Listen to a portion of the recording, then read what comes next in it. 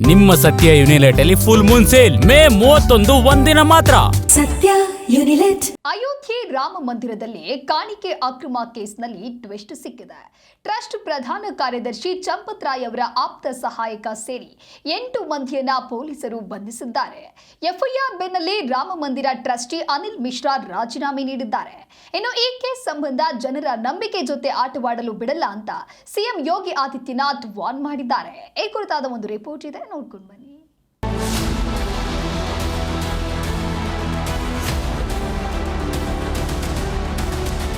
ಅಯೋಧ್ಯೆ ರಾಮ ಮಂದಿರದಲ್ಲಿ ಭಕ್ತರು ಹಾಕಿದ್ದ 7ರಿಂದ 7.5 ಕೋಟಿ ಮೌಲ್ಯದ ಕಾಣಿಕೆ ಮತ್ತು ದೇಣಿಗೆ ಹಣ ಕಳ್ಳತನ ಮಾಡಿರುವ ಆರೋಪದ ಮೇಲೆ 8 ಮಂದಿಯನ್ನ ಉತ್ತರ ಪ್ರದೇಶ ಪೊಲೀಸರು ಅರೆಸ್ಟ್ ಮಾಡಿದ್ದಾರೆ. ಇವರೆಲ್ಲರೂ ಕಾಣಿಕೆ ಹಣ ಎಣಿಸುವ ತಂಡದಲ್ಲೇ ಕೆಲಸ ಮಾಡ್ತಾ ಇದ್ರು. ಇವರಲ್ಲಿ ಟ್ರಸ್ಟ್ ಪ್ರಧಾನ ಕಾರ್ಯದರ್ಶಿ ಚಂಪತ್ ರಾಯ್ ಅವರ ಪರ್ಸನಲ್ ಅಸಿಸ್ಟೆಂಟ್ ಟಿನ್ನು ಯಾದವ್ ಕೂಡ ಇದ್ದಾನೆ ಅನ್ನೋದು ಮತ್ತೊಂದು ದುರಂತ. ಅಯೋಧ್ಯೆ ರಾಮ ಮಂದಿರದಲ್ಲಿ ದೇಣಿಗೆ ಲೂಟಿ, 8 ಮಂದಿ ವಿರುದ್ಧ ಎಫ್ಐಆರ್, ಟ್ರಸ್ಟಿ ಮಿಶ್ರಾ ರಾಜೀನಾಮೆ. ಎಸ್ಐಟಿಯ ಪ್ರಾಥಮಿಕ ವರದಿಯಲ್ಲಿ ರಾಮ ಮಂದಿರದಲ್ಲಿ ಕಾಣಿಕೆ ಹಣ ಎಣಿಕೆ ಮಾಡ್ತಾ ಇದ್ದ 6 ಸಿಬ್ಬಂದಿ ಸೇರಿ ಒಟ್ಟು 8 ಮಂದಿಯ ವಿರುದ್ಧ ಎಫ್ಐಆರ್ ದಾಖಲಾಗಿದೆ.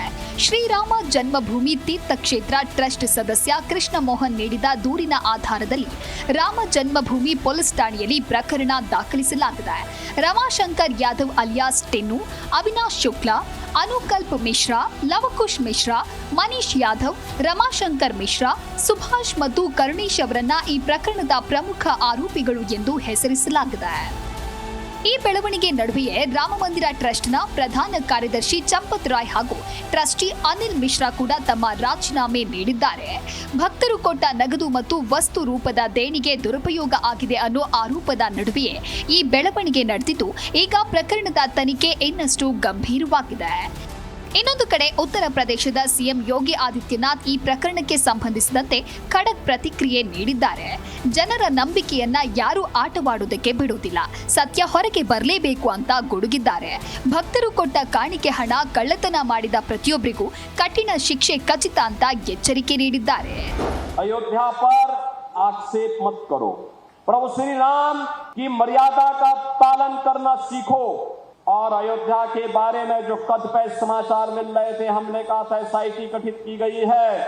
एसआईटी की रिपोर्ट आने के साथ ही हमारी कार्रवाई भी प्रारंभ हो जाएगी। और आपने देखा होगा एसआईटी की रिपोर्ट आई, तुरंत कार्रवाई प्रारंभ हो गई। और मैं आश्वस्त करता हूं, जो मैंने कहा था दूध का दूध और पानी का पानी हम करके रखेंगे. ರಾಮ ಮಂದಿರದಂತಹ ಪವಿತ್ರ ಸ್ಥಳದಲ್ಲೇ ಕಾಣಿಕೆ ಹಣ ಕಳ್ಳತನದ ಆರೋಪ ಕೇಳಿಬಂದಿರೋದು ಭಕ್ತರಲ್ಲಿ ಬೇಸರ ಮೂಡಿಸಿದೆ. ತನಿಖೆ ಇನ್ನೂ ಮುಂದುವರೆದಿದ್ದು, ಈ ಪ್ರಕರಣದಲ್ಲಿ ಇನ್ನೂ ಯಾರ್ಯಾರ ಹೆಸರು ಹೊರಬರಲಿದೆ ಅನ್ನೋದರ ಮೇಲೆ ಎಲ್ಲರ ಕಣ್ಣು ನೆಟ್ಟಿದೆ. Manjunath Haluvarthi, news desk, Zee Kannada news.